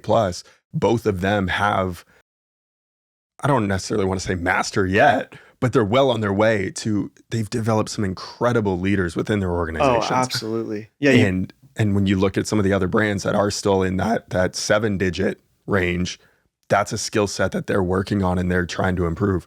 And they've got a big brother, big sister that has done it. And so they're going to catapult, like, you're going to see them grow at a much faster pace. Totally. The roadmap is there. Yeah, the roadmap's there. Like A+, Carrie and her team, and Ryan there. And they're just, they've had to work through all those trials to build up the infrastructure to be able to launch into new markets like St. George. They're going into Las Vegas this year. Yeah. They're going to crush it. I will say, like, the strength of their leadership team had allowed them to do what I've not seen. I've read a ton of confidential information memorandums, and I can tell you with complete confidence, I have not seen another business stand up a greenfield location that successfully in such a short period of time to get their payback period was within a 3-month period, within 1 quarter, to get a payback period on a brand new location that speaks to the leadership development that they're doing inside of that brand. I haven't seen that. I mean, I haven't come across many that have gotten that off the ground that fast, but I think, what that's allowed, again, they've shined, their light has shined, which has allowed other groups like Doug Trumpy, Nick from PDQ. They're basically seeing that. And like, Nick just redid his entire org structure to make sure that he can lift that whole business in this amazing market in Ohio, lift this whole business, because he's like, man, I was doing it alone.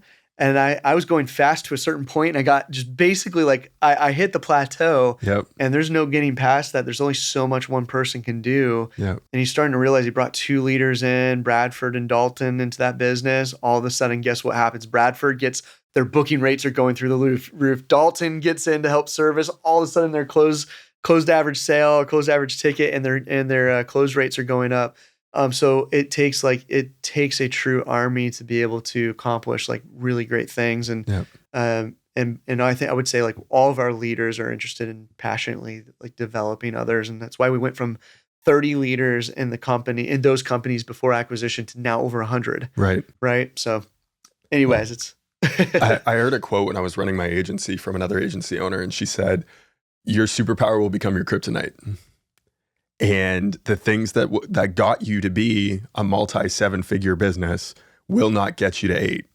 And they definitely won't get you to 20 million or 30 million or 50 million. And taking that step back to realize that, hey, me giving 10% of my time to my CSRs is not going to be as effective as someone giving 100% of their time. Yeah.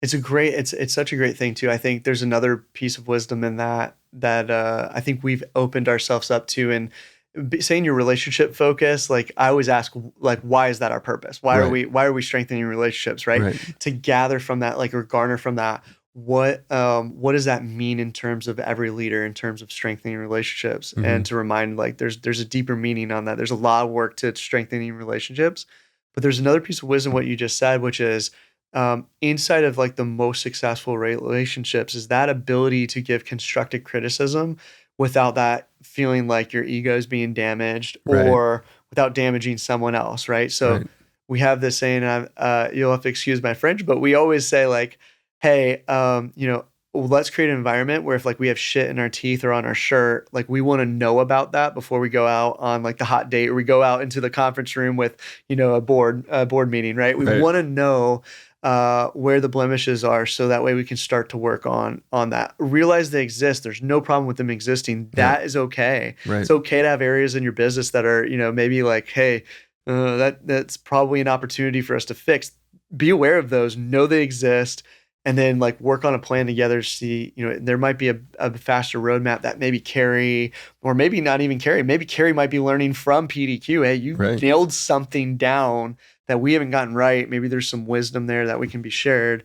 And I'm brave enough as a leader to take that constructive criticism and maybe alter a way of thinking or alter the course or alter priorities to make sure that we can, get better as a team. So I also have to say like, if you're a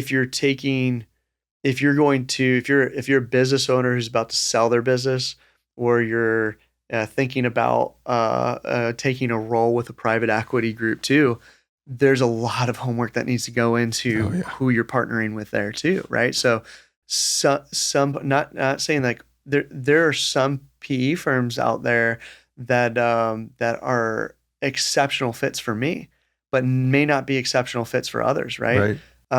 We have an environment within, like our guild team, where our board members, our founders, we have this open dialogue where we can talk about the business, we can talk about the great things that are happening on the business, stay on the positive, let's start with that. Then we can also have a realistic conversation on like where the opportunities lie in the business without anyone's feelings getting hurt, without getting defensive, without putting those walls up, because we established really strong relationships at the beginning where it's like, I know your mission's the same as my mission. I know that, we both value the relationship more than, anything else in what we're trying to build. So when you have that established, it's a lot easier to move mountains. And that's what, honestly, like we've moved mountains, 11 months. We haven't even completed our first year together. And we've grown the business to compete this year. We'll be one of the largest garage door companies in the nation. That's not a franchise-based garage door company. So a lot of work went into doing that, right? So a lot of work on relationships went into making sure we could get that. That doesn't just happen by, just you can't will that, or you can't just like hope that happens to you. There's a lot of work. So. Yeah, definitely. Last thing I want to touch on is skill acquisition. So something that also was very evident throughout your story at the very beginning was you were very intentional about what you could acquire for yourself in every position that you were in. And you had certain skills that you were looking to learn. The importance of that to a brand president is incredible, right? And again, the superpower kryptonite thing, it's a new skill set that you have to learn in starting to run a business, going from technician to business owner. It's another skill set to start developing leaders. It's another skill set to understand your books and how that works. What are your theories, your philosophies around skill acquisition, the intentionality behind it? How do you start to instill that into the people that you're trying to influence? Oh, great question. I would say, even before the intention is like dedicating yourself to learn, right? So like, I'll be a lifetime learner, right?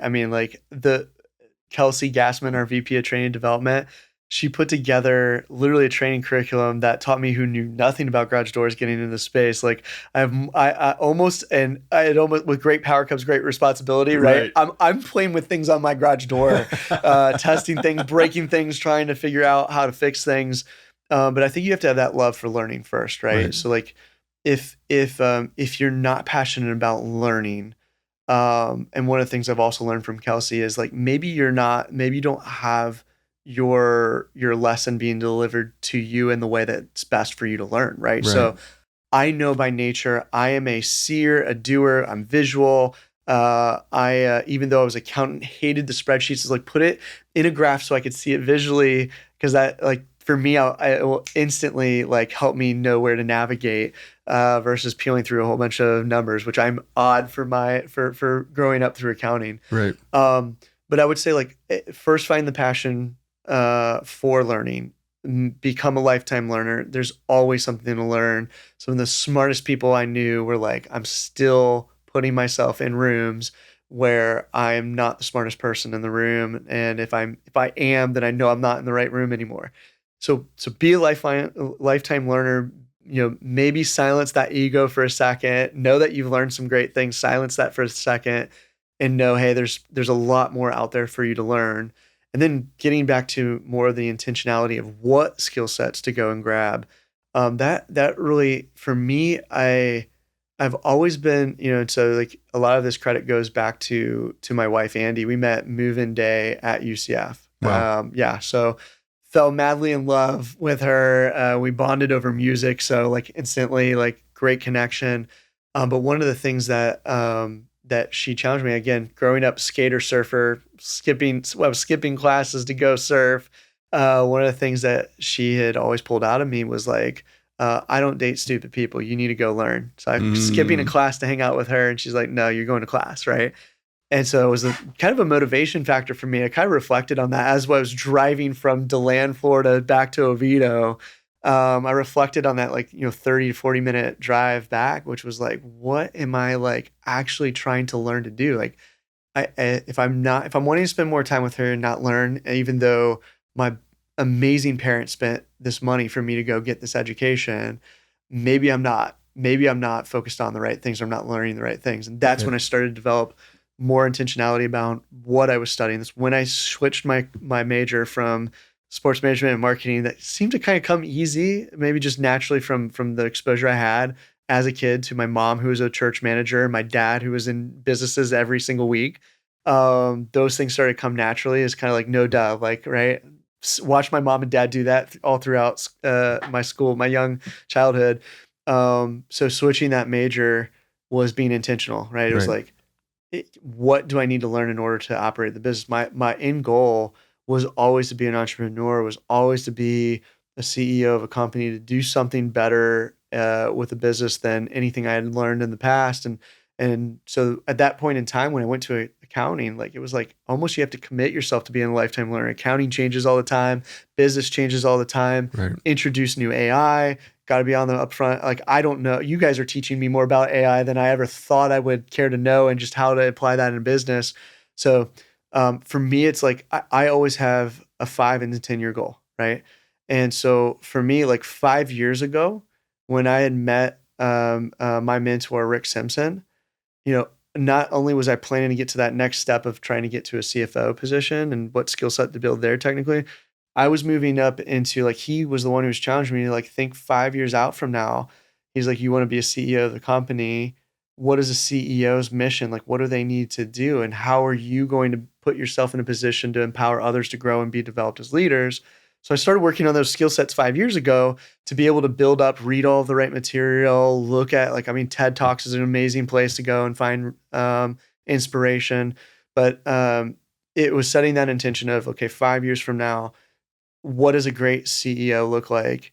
My next 5-year target is like, what does a great family investment office look for, right? Mm-hmm. I hope in 5 years, I'm able to afford someone the opportunity that I've been so blessed to have with Guild, that they're able to sit on your podcast and say, hey, look, I also was able to do this amazing, crazy, wild thing that no one thought would be possible in 11 months, right? So I've been working on that over the past couple of years to get to that next goal, which is like, how do I create resources for more people to go out and multiply, like what we've done at Guild, and build business the right way. So be relationship focused, build something that's going to outlive you.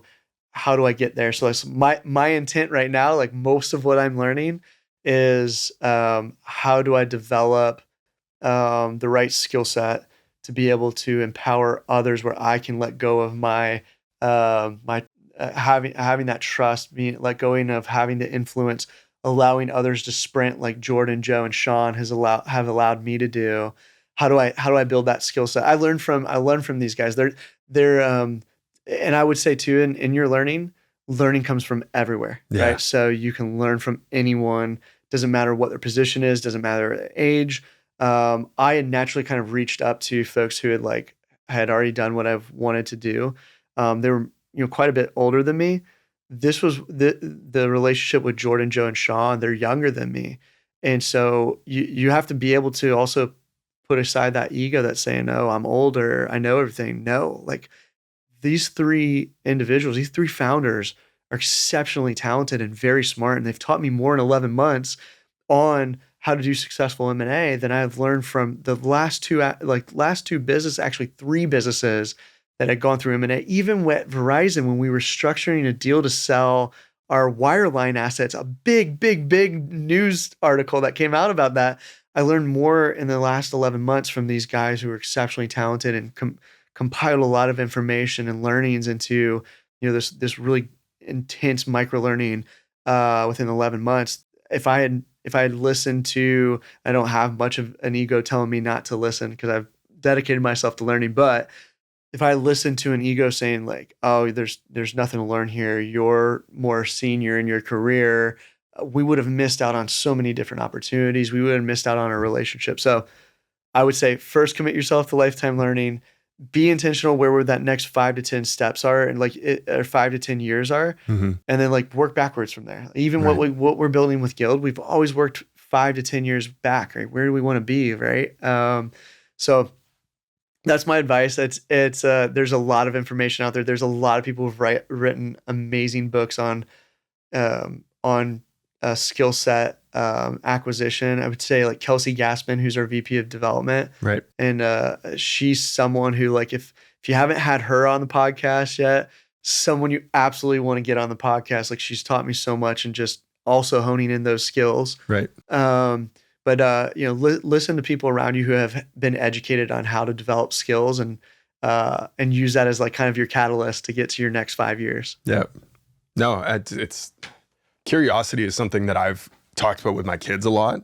Just be curious. Be hungry to learn. Ted Lasso. Do you watch Ted Lasso? I do not. No. Oh, it's one of the best scenes in Ted Lasso. I'll send it to you. Okay. Actually, it's funny. It's Kevin Morris, our VP of Field Ops. Yeah. It's one of his favorite things to say is ask why 1,000 times. Be curious. Yeah. But there's a scene in that that I'll share with you.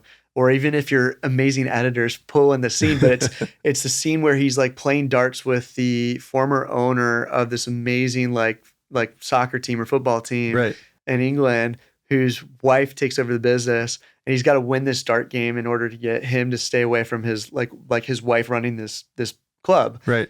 And so his whole thing is be curious because never once did he ask if Ted Lasso had played darts, which if he had asked and he had been curious, he would have found out that all along he had played darts every single weekend with his father before his father died of cancer. And that was their thing. And so he got so good at darts that he just basically the whole time he's kind of playing them. And then he just nails every shot that he needs to get in order to win the game, come back from behind. Right. So it's be curious. And I love that you said that because it's just part of our culture too, is be curious. Yeah. Want to learn. And you were talking about, sorry I interrupted you, but it's just I love Ted Lasso. So it's one of those pieces that just kind of ties you into it's the same with what you were saying with teaching your kids to be curious. Yeah. No, there's so much wisdom in being a parent. I've learned so much and I'm excited to, continue to watch them to grow up. I mean, they're 14, 11, and 9 now. It's crazy and exciting and fun, and we're having a blast. But yeah, it's something else. It's awesome to watch your business grow. It's even more amazing to watch your kids grow. Oh, totally. I've watched my 14-year-old now. He will say something that I've pounded into his head for so many years, and then he's saying it to his younger sister, his younger brother, and it's just brings a tear to your eye. I'm not crying, you're crying. You're growing up. Yeah, some things are getting through. Right. It's that small glimmer of hope that still exists there, that you might turn out to be an okay human being. I will tell you. I know you're trying. I know you've got. We're trying to wrap up, but Weldon Long. I don't know if you've had the ability to sit through one of his seminars, but. Yeah. He said something that struck a chord with me, actually changed the entire way I had approached parenting my children, which was like, as a parent, you're only afforded one thing as a parent with your child, and that's the box that they're given at birth. You're given a box that you get to fill that box. There's a limit to what you can fill that box with for your child, that when they get out of, school, or they get out from they start their own lives, it matters what you put in that box, right? So like he talks about his story and how his father put a lot of bad things in your box. Like, you can't make money. There's not enough money. There's not enough room for you to be successful. You'll never be successful in the business world because you came from this type of environment, versus what he had, like, and he pulled himself out of crazy, scenario. But what he's filled his children's box or child's box with is, you are capable. You have the resources. Here's the things to, like, be a lifetime learner. All these different things you get. So that changed my parenting. It was like, okay, how do I fill my son Declan, my daughter Kenna's box with all of the best things that will prepare them in college, and then got to trust that they can use what's in that box to do it on their own, right? Right. So if I want to control every single thing that they do, kids are kids. They're going to make mistakes. I made plenty of them. My parents, I'm fortunate to have good parents where they were able to kind of get me back on the right track and filled my box with amazing things. So same within business. Like, hopefully as a leader, you're filling your other leaders' box with the right things. You take that same approach to leadership. A lot of that carries over. Can I fill all the right things in that box so that hopefully, like, I look back to my mentors that have been just instrumental in shaping my future? Is there an opportunity that one day I filled enough boxes up with the right things that someone will come back and say, hey, like, on your podcast, hey, I had the fortune to meet Tim, and this is the things that he helps kind of carry on. And then not just what you say directly to them, that is meaningful, but also what you say to others about them. And, how you've pumped up our entire leadership team. You've name dropped so many people throughout this conversation. But when they listen to this and they hear that and they hear their name mentioned, it feels different, right? I was listening to Everett Lapel's show last night while I was waiting for my bags to come off the carousel. And he had on Ryan Shute, both brilliant people, and he gave me a shout out on his show. So Everett, there you go, giving you a shout out back. Go check it out. It's actually a really cool show. I love the name of it. So I Was in This House is the name of it, and he has some great conversations with great people on there, and I love it. But he did give me a shout out on there and saying that he was excited for our podcast and what we're doing here. It feels different when they're talking about you in a different way. And I was watching an Instagram reel, going down that reel hole, and it was a woman that was on there, and she talked about her experience as a child. She's like, I never understood it, but when I was with my mother, she would always talk to her friends about how good I was as her daughter. And she was so proud of me, and I was such a good child, and I was so respectful. And I felt like I always had to live up to that standard of how she was talking about me to other people. And she asked her mom about that when she was older. She's like, yeah, I was just doing that so you would hopefully live up to that standard. Give me goosebumps. Right? It's like planting those positive seeds. And then I always coach our leadership team too, right? There's a couple things in that where it's just like, the voice inside your head talks to you more than any other voice will ever in your life.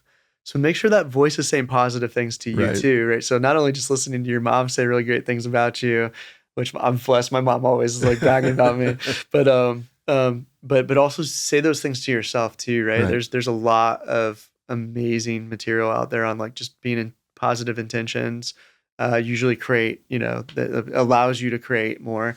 And then the other thing in that is, like, I would say, like, anybody who listens to a podcast, especially if you know the person who's being interviewed, like, almost naturally you kind of, and maybe this is selfish, I don't know, but you always kind of listen to see if your name's going to be dropped, right? If someone's going to say something about you too. And it's one of the things that, the first book that my dad gave me was How to Win Friends and Influence People. Dale Carnegie. And it's like, it's so, like, you get, like, the lessons in that book, or what I thought that book was going to be for me, was completely different than the message in the book, which was like, oh, maybe, like, this is a way to, like, get people to like me. It was like, no, absolutely the opposite, which was a great lesson to learn. I think he gave me that book in, like, 6th or 7th grade, right as you're starting to round out, like, how friends are going to influence you. And so one of the things I learned from that was, like, be and my mom always did this really well. Like she knows everybody's name who she's come across in her life, like makes a point to memorize that, and also knows, everybody's birthday. Right. But the sweetest word to hear in the world is your name. Mm-hmm. And so like be intentional about also understanding people's names. Don't be afraid to learn names. I mess up names. You know this. We do the jersey signing days where we hand out jerseys to every single employee. I know there's a few who are going to comment on this that said, like, you literally butchered my name horribly. I've never heard it that bad. But the intent behind it was like I always make sure, hey, how do you say your name? Mm-hmm. Let's make sure like I get it right the next time. But something sweet about hearing your name, something Mm-hmm. sweet about hearing others talk well about you, and then making sure that you are, as a leader, talking positive to yourself too, knowing that the heart there is good. Talk positive to yourself. Always hype yourself up. Be your own hype man. And then plant those seeds for other people, just like you were talking about for Mm-hmm.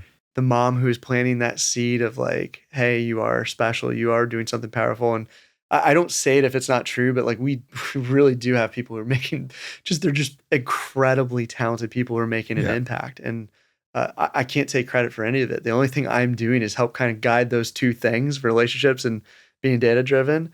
The rest of it has just come from naturally hiring great people. Well, I'm sorry, but you're wrong. And